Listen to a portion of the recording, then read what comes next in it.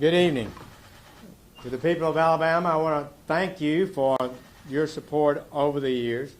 We've fought a good fight in this race, and we've taken our case to the people of Alabama, and the people of Alabama have spoken. They want a new leader, a new fresh face to go to Washington. I think we're going to have that. I love this state. It's been an honor beyond words for me to serve it. I grew up in the country, a little house of 1,000 square feet, no central air. My daddy had a country store, had a grist mill in it, and later he had a small farm equipment dealership, and he struggled to take care of us through that process and managed to get out of it with his shirt. I worked construction 2 summers and sold dictionaries and did other things to work my way through college. And great day, I find myself interested in politics, studying the issues, and my wife and I met at college and got involved in Republican politics. It's been a real adventure for me. I want to congratulate Tommy Tuberville. He ran a really firm, solid race. He was focused on his goal and on winning. He had a plan to do so, and he was able to do so. He is our Republican nominee. We must stand behind him in November. So I'm just thinking about where I've been in my life. My wife, Mary, and I have had an incredible adventure. As teenagers, we established the Huntington College Young Republican Club, the first one ever at that college. We had 2 members only of the Alabama legislature. We were present at the creation of the modern Republican Party in Alabama. And I've watched it grow over the years. Great to see it prosper. We stood up to the demagogic Democrats. We stood up to the good old boy crowd. We stood for principle, for good values, good government, clean officials, doing the right thing every day, working in the public interest. That vision, those principles of law and constitutionalism produced a growing party. And it grew until at this point, every statewide elected official in Alabama is a Republican, except one, Doug Jones. And that has to end. And that's what I believe will be happening in the weeks to come. So ours is an honorable state, a state of good, decent, hardworking, frugal, honest, church-going, frugal, conservative Republicans now. Doug Jones does not need to be our voice in Washington. Doug Jones seeks to have Chuck Schumer be the majority leader in the United States Senate. He wishes to see the policies of Nancy Pelosi prevail over conservative Alabama principles. It is an extraordinary thing. He has used the platform of Alabama voters to advance a liberal democratic agenda too long. That must end. The stakes are high. This party politics in the Senate is of tremendous importance, as most of you know, as a result of the fact that every committee is chaired by the party that has a majority in the Congress. So my view about things at this point in history is that the political parties have not been sufficiently sensitive to, understanding of, and responsive to the legitimate wishes of the American people. And I have come to that belief more strongly in recent years. It's really why I chose to make this race. I thought I might have the ability to contribute in some way to the future of our country, in that the Republican Party has the greatest opportunity to build a leading majority in America. But to do so, they need to be more attuned to the values of the people of our country. They really do. For example, immigration. The American people are not against immigration, but they want a lawful system, and they want the kind of immigration that serves the national interest and that does not become a mechanism by which their wages are pulled down and their ability to find a decent job is reduced substantially. They are right about that. They're exactly right about that. But powerful forces out there are on the other side. They want more labor and cheaper labor. That's just what certain businesses do. That's what they always seek. Secondly, I think the American people have been right to resist this religious free trade idea. That no matter how bad a competitor cheats you, or if they sell products, China sells products to the United States below cost, closing an American factory, laying off hundreds of American workers, these people, these religious free traders, think we should send them a thank you note because you can get it a few cents cheaper at Walmart or one of our other stores. American people are not happy with that. American people are not happy that we've allowed China to dominate our trade situation, and they have massive trade surpluses with us. They're not happy with that. They think that that's wrong. And they think we've got involved in too many wars that don't have an end to them, have not served the national interest, and hasn't even helped the people we thought we were trying to help. In all those areas, the American people are right in my opinion.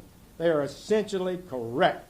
And I think it's time for this Republican Party to listen to the Donald Trump agenda, because he's talked about those things frankly and openly, and I think they were huge factors in his ability to win that past election. And if he gets on message and stays on it, and stays on those principal positions, I think he'll be in a position to come back and win this election. So we have borders in our country. We have a constitution that applies within our border, and we need to understand we are a nation state, and our government leaders should be protecting the interest of the American people. We expect CEOs to protect the interest of their stockholders. Government officials should protect the interest of their citizens. It's just that simple. And too often, we've allowed the focus to be on GDP, on growth, on Wall Street, and trading issues like that, and not enough on the struggles of that single mom who's got to buy 4 tires for her old car. It's going to cost $600, and she doesn't have it, and it has to go on a credit card that charges 25% interest. I mean, this is the world that most Americans live in, and we need to be more sensitive to it, and I think they're right about where we are. So I believe that that is good. And those are the kind of issues we should be advancing. I want to see our Congress do so, and I think the party that does so will be the party that can govern in the years to come. I can't finish my remarks tonight without thanking my family. I see my wife, Mary, back there. I thought you were going to be up here, Mary, and I got excited and ran up here and got away from you. We'll soon, within a month, celebrate our 51st anniversary. And it's a remarkable thing to start. Yes, I'd say thank you.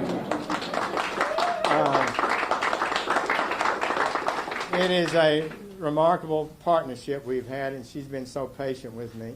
And my 3 children, Mary Abigail, whose husband's in the Navy and they're at the Pentagon tonight. Ruth is here with our 4 grandkids. Her husband is out of town at work today, but there 4 of our girls are here. And my son Sam in Birmingham now, he's got 4 and they're here. So we have 8 of us, 8 of the 10 here tonight. Our oldest just had her 13th birthday.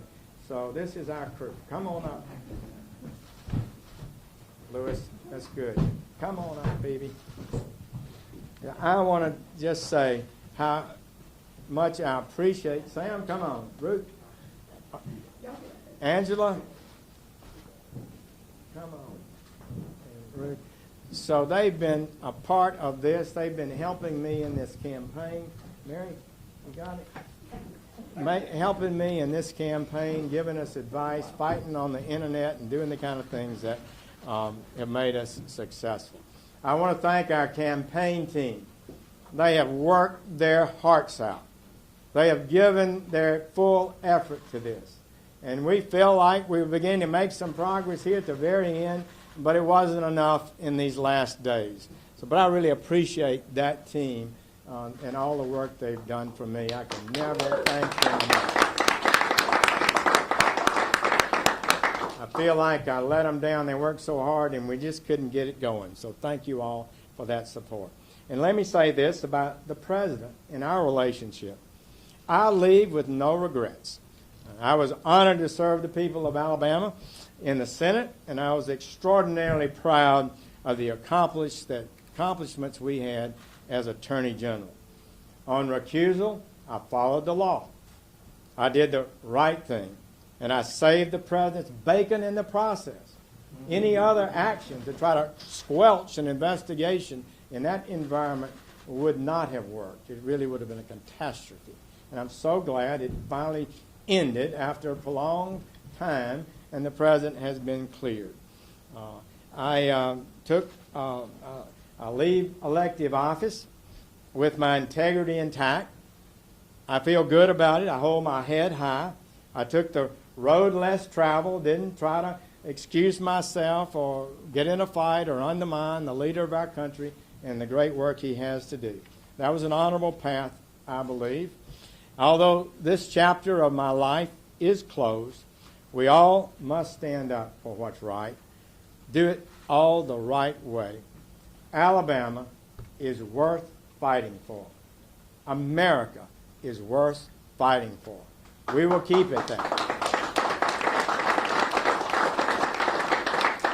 So once again, to the people of Alabama, I want to say how much I thank you. I thank you for letting this country boy have the opportunity to be the United States Attorney in Mobile for 12 years under President Reagan and Bush, to be able to be Attorney General of Alabama, to be able to serve 20 years in the United States Senate and not even have an opponent last time. I ran unopposed, the only senator in the country that had no opposition. And then to be able to serve at the Department of Justice in a way that we had one issue that was controversial, but day after day after day, we populated that department with people who believed in the Constitution, who believed in religious freedom, who believed in freedom of speech, who believed in following the law, who believed in civil rights, and who believed in law enforcement and backing our police. And that's even more important today than it's ever been. It is a great honor for me to have served you. It is a sense of satisfaction that I complete that service. I do tell you with all sincerity, it is my honor to have been able to serve. I hope that this state will continue to be prosperous and grow in the way that it has over the last number of years. And I look forward to helping Tommy Tuberville win this race. It's important for Alabama, but it's also important for America. Thank you all, and God bless.